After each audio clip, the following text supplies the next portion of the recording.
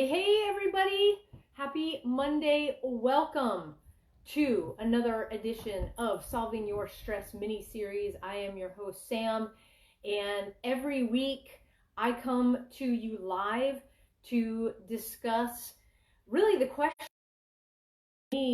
around stress, how to solve it, and really how to minimize and feel like you are in control again. Because as humans, we operate when we feel like we're in control. We operate better. Now, that does when it doesn't happen. That's when we see the stress comes in. We see the stress come in. So it's that lack of control that we feel. And today, I want to just kind of give people an idea of what's going on out there, because I feel like there is a little bit of a lack of perspective going on, depending on where you live throughout the country. Situations are different as we are living this COVID-19 thing, and so I want to share with you what I saw out there. I was out this morning, needed some essentials at the grocery store, we let things go down to as close as we could with some of the things, our paper goods, stuff like that in our home, and we needed to replenish. And I'm just going to grab a list here.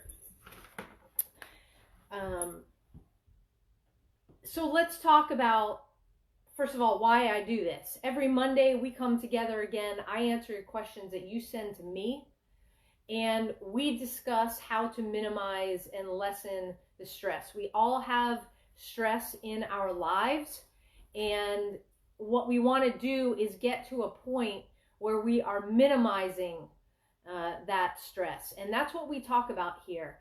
And for those of you, if this is the first time you're joining us live, my background is as a Secret Service agent. I was in Tower 1 when the plane hit it on 9/11. And so my stress journey comes from a diagnosis of post-traumatic stress disorder.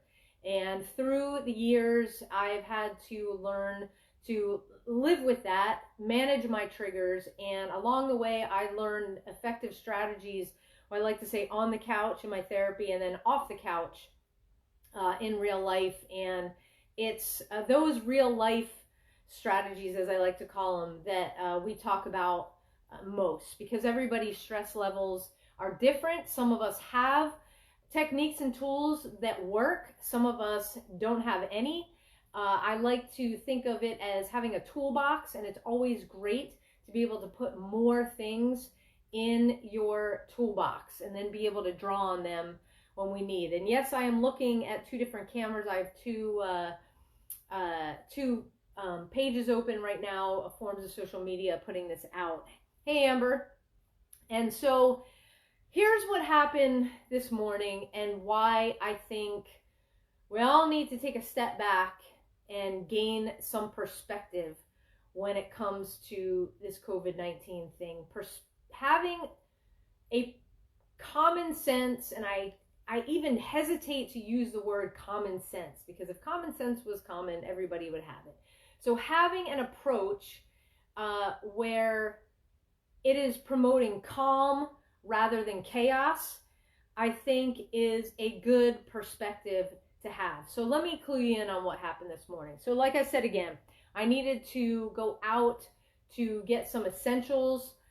We were running low on a couple of things, paper goods being one of them. And so wherever you are listening to this, watching this, it may be different where you are. So I am in a small town in Texas. And so my first stop was at a Costco. I planned on getting everything that I needed at Costco, as I've done before, without an issue. Even during this COVID crisis, I've been able to visit our Costco and not have a problem. Well, today we have a problem. Costco's perspective is way out of proportion as to what is going on. Now think about this. Think about how big your Costco is. Massive, right? So I drive in, they've got one entrance now, one way to get in. I park, I'm being told where to park my car, fine. I get out to go walk into the Costco and I'm stopped. And they said, sorry ma'am, you have to stay in your car and we will call you by row to admit you into the store. I said, excuse me? Because my brain like, no comprendo. Yes, I was asked to stay in my vehicle, and that at Costco, they will admit you into the store by the row where you parked. Now, big Costco. One row in this gigantic store. I understand social distancing, but it's taking it to a whole new dimension, okay? So, we now have big box store. You cannot just go in, okay? And I was prepared. I have my mask, I have gloves, I'm practicing social distancing. I understand that, we need to control, the big box stores feel that they need to control things at a level which has now reached beyond all comprehension, in my opinion. You may disagree, and that's totally fine. I was also told that when I parked that it would be about 20 minutes before I would be able to get into the Costco. Now, you know what that means, right? It's just like, when an inexperienced wait staff says it's going to be 20 minutes at a restaurant and you end up there for an hour. So that's what it is. In my mind, I'm saying, you're telling me 20 minutes. You're admitting people row by row. No, I'm looking at where I'm parked, and it's going to be way more than 20 minutes. So, like any good mom that has a plan B, there's a technique right there. If you've got to be out, if you've got to do something amidst this crisis, always have a plan B. Okay, so my plan B. Got another big box store close by. And it happens to be a Walmart Supercenter. So, drive to the Walmart Supercenter, park my vehicle. There's no line outside. I walk in, no problem. And then I go to grab a cart. Problem. There's nobody disinfecting the carts. There's no disinfectant wipes. And people inside, there was a mix, some wearing masks, some not. So I ask, has Walmart, or at least this particular Walmart Supercenter, is their perspective way on the other side of the scale, where now you don't have the disinfectant wipes like you used to have, or somebody spraying the carts and handing them to you like we saw in the beginning? Have they become a little lackadaisical? So here we have Costco, who, I'm sorry, perspective, in my opinion, way out of proportion. And then we have Walmart, very lackadaisical, not really taking it as serious as they should, because common colds are spread by putting your hands on that dirty cart. Okay, that's just science, common cold. So wiping down and disinfecting carts, kind of a good thing. So I have my own stuff with me. It's all good. All right. Again, gonna go out prepared, because if you find yourself in a situation where you're not prepared, remember, it removes control from you, which is a stress inducer. Okay, so go out prepared if you need to go out. Then I make it through the Walmart. I get what I need to get, those essentials that I just talked about, needed to get, and thank you for having napkins, Walmart, and some paper towels and stuff. Still no toilet paper. Oh, still no eggs or milk. Okay. So, well, let me back up a second and just say the perspective. So we got Costco and then we got Walmart. Who do you think is causing the hoarding mentality now? Because it came way down in our community. Do you think it's Costco, who is now the ultra, not even letting you in the store, and, you'll be waiting for hours because there can only be one row of cars in the store at one time? Or Walmart? A question for you to ask. In my opinion, Costco has now started another hoarding situation, because if I have to wait for all of the other rows to go before me, who do you think is going to be buying all of the stuff? So by the time I get in, I want to buy, okay? I'm not doing that. I'm just saying that is what people are thinking about. Well, if they're going to grab it, I got to grab more, right? So who do you think is perpetuating? Because their perspective of this thing is way out of line, in my opinion, the hoarding. We now are back at the big box stores, okay? The Walmart, on the other hand, shelves are stocked. Like I said, still couldn't get eggs, still couldn't get milk, so they're still trying to play catch up. But you did not have that ridiculous, I need to get 20 of these. People were moving about the store very calmly. We were all protected, masks, gloves. But Walmart wasn't doing the things to disinfect the carts and things like the other stores. All right. So we have the opposite end of the spectrum. So their perspective maybe a little bit lower. All right. So if that isn't crazy enough, put on your seatbelts. In another town that's about 40 miles from me here in Texas, the police department is out searching for a teenager who went on her social media platform and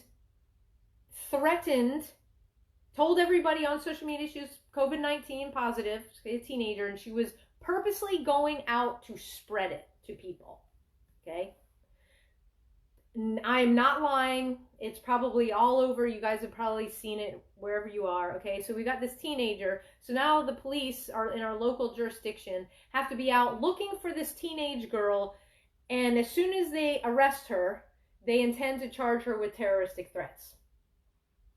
Completely reasonable. Hey, we've been warned this was going to happen. Okay. She has zero perspective, this teenager, and really, she doesn't give a shit about anybody, because anybody that would be so stupid to go on their social media, tell people they're positive, and that they're going to purposely go out and give it to people, hello, you're probably going to get caught. All right? So I asked, depending on where you're watching this from, perspective of the police department. Do you think they have to go out and arrest this teenager? In my opinion, yes. She's now crossed the line and is making terroristic threats. Now, do I think an entire police department needs to be concentrated on this one task? No, we've got a lot of other things going on. Okay? So again, perspective. So we got to get her. Okay. Now we got a certain sheriff's department in the state of California, not saying which one, putting all of their deputies out on the street, stopping people, writing them citations for breaking their shelter in place, their stay-at-home order. Because they're not out doing essential things, they're just out doing whatever. Okay, let me explain that again. An entire sheriff's department in California has taken their entire deputy force, put them out on the street to pull people over and cite them, written citation, for violating the stay-at-home order. Now you may say, Totally reasonable. Okay, here's why I think the perspective is off.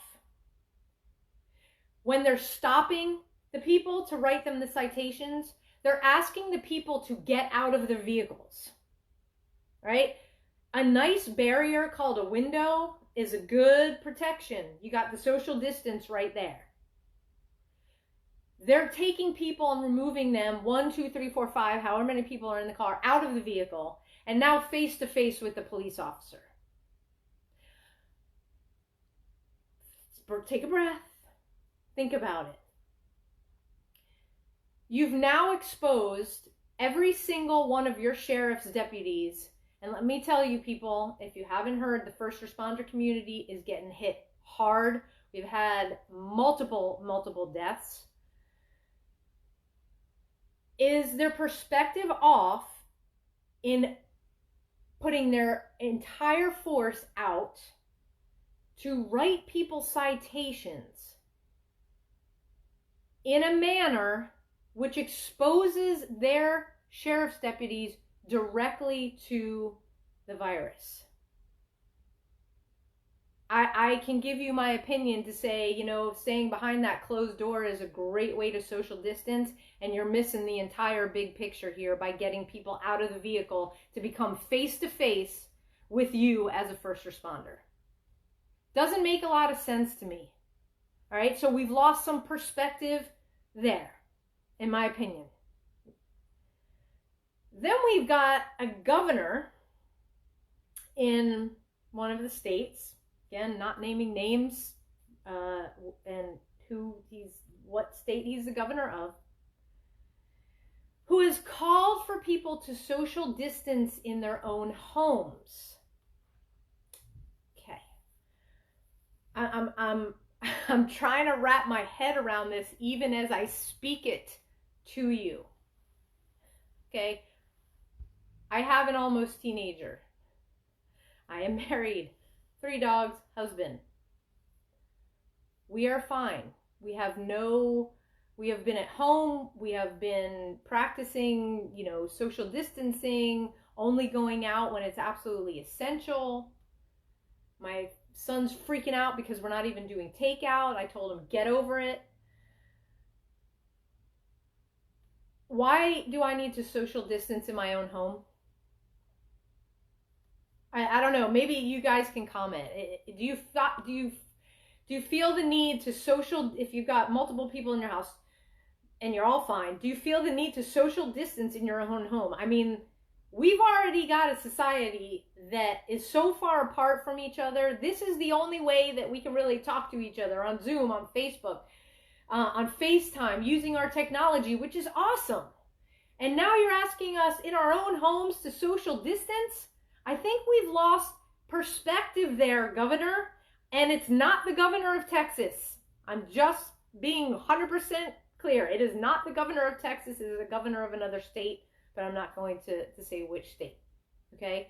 Again, it's all about perspective. When when the powers that be start coming down and making decisions without any empirical evidence that it's going to help anything. Yes, thank you. Wash your hands, clean the doorknobs. I'm coming home, essential errand. Yes, absolutely. Wash your hands. We all know that. Okay? When you have the powers that be that are making these decisions, that are now asking people to further alter their lives in a way where there is no empirical evidence at all to say what you're doing is working to bring down the cases, I think it is not a stretch to say that you are the ones that are responsible, not you, these people, powers that be, are responsible for the ones causing this chaos, this ridiculous, unwarranted chaos in our communities. Do we really need to prohibit people from being in grocery stores to buy essential needs, who are protected, mask, gloves, the whole thing? Do we really need to further restrict in big box stores. I'm not talking about small supermarkets. Please don't get me wrong here. I'm talking big box Costco and Walmart Supercenter. Okay? If we are responsible and we're doing what we're supposed to do you really need to cause panic? Costco not allowing people to go in and permitting them one row at a time. What do you think is going to happen in your stores other than hoarding? And then you got the other perspective, the other end of the spectrum, in the perspective of Walmart. We'll let you in, you're protected, but we're not going to clean off our carts and provide the disinfectant wipes. Are we going to go that far down? That's not good either. And then we've got people making terroristic threats, so you've got an entire police force going this way when they need to just keep going this way. That's what special assignment teams are for.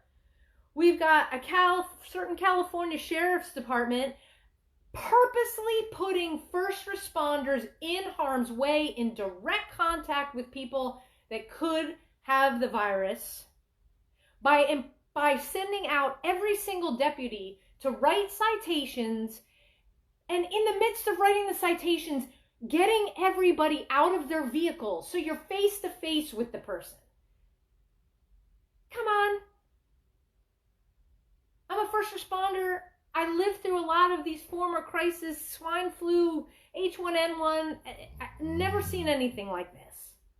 Okay? And the numbers, the numbers are not in. I'm not saying that we should, this is some small pandemic. No, this is affecting everybody. Please don't, say that I'm saying this is no big deal. This is a very big deal. What I'm saying is that the powers that be need to gain some perspective before they start passing these new rules and telling us what to do, and now telling us how to shop. Because soon we're all going to be standing in lines and there's not going to be anything on the shelves. And I'm pretty sure the United States of America does not want that. Okay? And again, we've got a governor of a state that's now saying, oh, you need to social distance in your own home. Hey, governor, I got homeschool. Am I supposed to be 6 feet away from my child and try and teach? I'm sure my kid would appreciate it. That joking. But come on. So what we need to do is really gain perspective. And what's right for you and your family is what's right for you and your family. Because you are the decision maker. So go out when you need to, for essential. Don't just be out, for essentials. Go out, protect yourself when you're out, and support the businesses that are going to support your choices. Not cause panic in your community. And maybe if you're watching this and you know somebody that works or higher up in Costco, tell them, my gracious, what you're doing is exactly what we want to prevent, which is causing people to start panic buying now because you can't even get into your local Costco.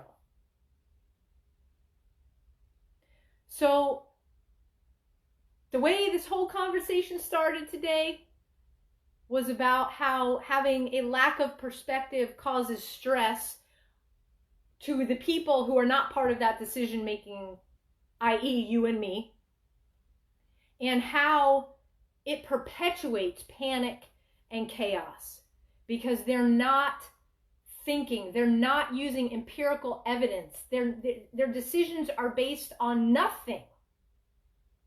And that's where we have a problem. So I continue to just wish everybody who's watching, first of all, thank you for watching. Thank you for tuning in. A little bit of a rant there. I just, everything that just cascaded from the minute I got up is like, you've got to be kidding me. All perspective has seemed to have been lost again. All right? It's bad enough that we've got over hospitals that can't keep up. Again, these policies, procedures, just get some perspective. And the way that you can have your own perspective is you make the rules in your house. You do what you know is right. You know that you have to look at yourself in the mirror every night. So if you're out running around, because you're bored, that's not cool. Just stay inside. I'll protect you, you protect me. That's the hashtag. I protect you, you protect me. If you guys have comments, go ahead and keep them coming and use that hashtag. But we all have to be responsible at this time. We all have to do our part. And it's just so unfortunate that we have communities out there that have completely lost perspective in all of this. And the unfortunate thing is it's going to continue to affect the economy instead of turn it around. And that's a whole nother Facebook Live. We're not even going to dive into that. All right. So again, from my heart to yours, please stay safe. Do what you know is right for yourself, for your family. Yes, let's flatten the curve. Let's do our part. And let's use this social media platform. Let's ask others to do their part as well. Thank you. Thank you for watching. And if you want more stress busting techniques, in addition to getting some perspective, please visit my website, samanthahorwitz.com. My blog is chock filled with everything stress related. You can go ahead and read there. And soon there will be a special announcement because a lot of people are grabbing the book from Amazon and from the website. Hey, if you want a signed copy of my book, The Silent Fall, please visit my website again, samanthahorwitz.com. I'll sign it. I'll put it in the mail and get it to you. But there is something that I'm going to be launching here. I'd say in the next week or so. That's what I'm pushing for. And this is going to help you during this time. And it's really it's about life skills and really taking your stress relief, your stress management to the next level. So again, thank you so much for watching. And until next Monday, guys, Sam out.